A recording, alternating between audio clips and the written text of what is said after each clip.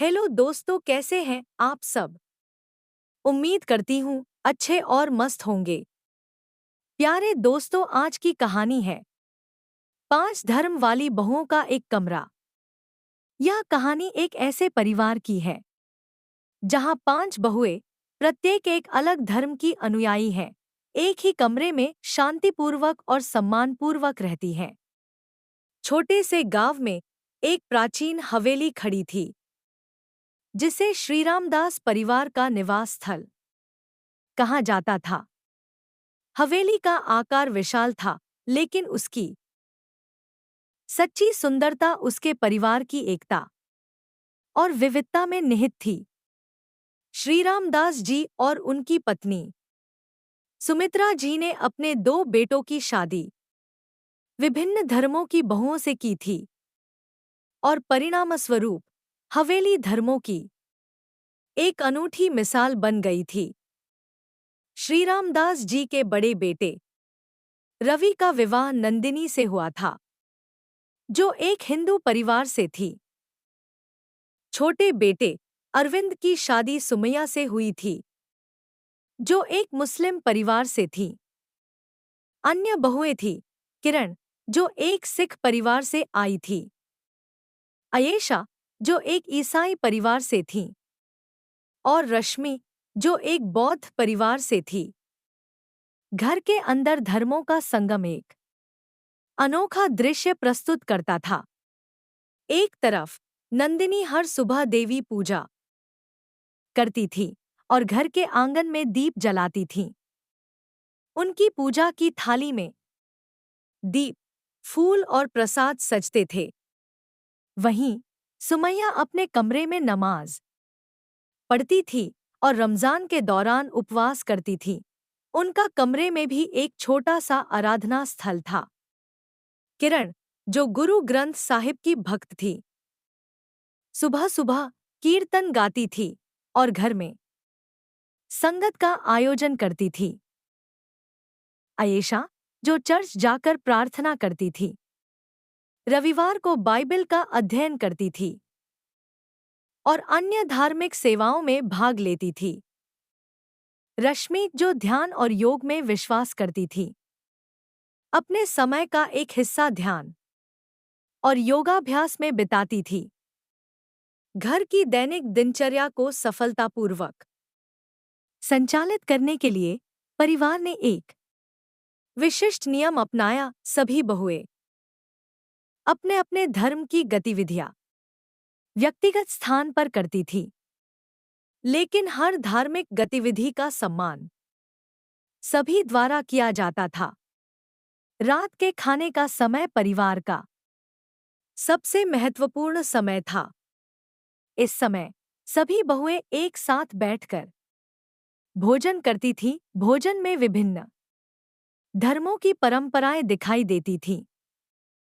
हिंदू, मुस्लिम, सिख, ईसाई और बौद्ध परंपराओं के अनुसार विशेष व्यंजन तैयार किए जाते थे। यह एक साझा संस्कृति का प्रतीक था, जहां विभिन्न धार्मिक परंपराओं का सम्मिलन होता था। हर साल परिवार एक विशेष आयोजन करता था, जिसे धार्मिक समन्वय पर्व कहा जाता था। इस पर्व के दौरान हर बहू अपने धर्म की प्रमुख प्रथाओं और त्योहारों को साझा करती थी। नंदिनी दीपावली की तैयारी करती थी, जिसमें घर को दियों और रंग-बिरंगे झंडों से सजाया जाता था। सुमैया ईद की मिठाइयाँ और व्यंजन तैयार करती थी। किरण गुरु पर्व की खुशी में स्वादिष्ट लंगर बनाती थी। आयेशा क्रिसमस के समय ट्री सजाती थी और उपहार बांटती थी। रश्मि बुद्ध जयंती पर ध्यान और ध्यान से जुड़े कार्यक्रम आयोजित करती थी। एक वर्ष जब गांव में एक बड़ी बाढ़ आई, तो श्रीरामदास परिवार ने अपनी विभिन्न धार्मिक मान्यताओं के आधार पर राहत कार्य शुरू किया। सभी बहुएं एक साथ मिलकर बाढ़ प्रभावित क्षेत्रों में सहायता भेजने का कार्य करती थी। नंदिनी ने पूजा की और सभी के सुरक्षित रहने की प्रार्थना की। सुमैया ने दुआ की और राहत सामग्री तैयार की। किरण ने धर्म ग्रंथों से प्रेरणा ली और लोगों को मानसिक सुकून देने के प्रयास किए। अयेशा ने चर्च के सहयोग से सहायता की व्यवस्था की। रश्मि ने ध्यान और मानसिक समर्थन प्रदान किया, जिससे लोगों को शांति मिली। इस घटना ने परिवार वालों को यह सिखाया कि विभिन्न धर्मों के अनुयायियों का एक साथ मिलकर काम करना न केवल संभव है, बल्कि यह एक प्रेरणादायक उदाहरण प्रस्तुत करता है। धर्म भले ही अलग-अलग हो, लेकिन उसकी मूल भावना समानता, सेवा और मानवता की है। इस परिवार ने विविधता को एकता में बदलकर यह सिद्ध किया कि हम सभी एक ही मानवता के सदस्य हैं। इस परिवार ने केवल अपने धर्मों को नहीं बचाया, बल्कि उन्होंने एक मिसाल पेश की कि विभिन्न धर्मों के अनुयायियों के बीच सामंजस्य और सम्मान कैसे स्थापित किया जा सकता है। उन्होंने दिखाया कि विभिन्न धार्मिक प्रथाएं और आस्थाएं एक ही छत के नीचे एक साथ रह सकती हैं, बिना किसी संघर्ष के। श्री रामदास परिवार का जीवन एक आदर्श उदाहरण बन गया। यह कहानी हमें यह सिखाती है कि धर्म की विविधता को समझना और उसे सम्मान देना न केवल व्यक्तिगत शांति बल्कि सामाजिक समरसता का भी मार्ग प्रशस्त करता है। धर्म की वास्तविक शक्ति मानवता, सहिष्णुता और आपसी सम्मान में निहित है। इस प्रेरणादायक परिवार की कहानी हमें यह याद दिलाती है कि विभिन्न धर्मों की बहुएं एक ही कमरे में रहकर भी एकता और प्रेम के सूत्र से बंध सकती हैं, और यही सच्ची धर्म की विजय है।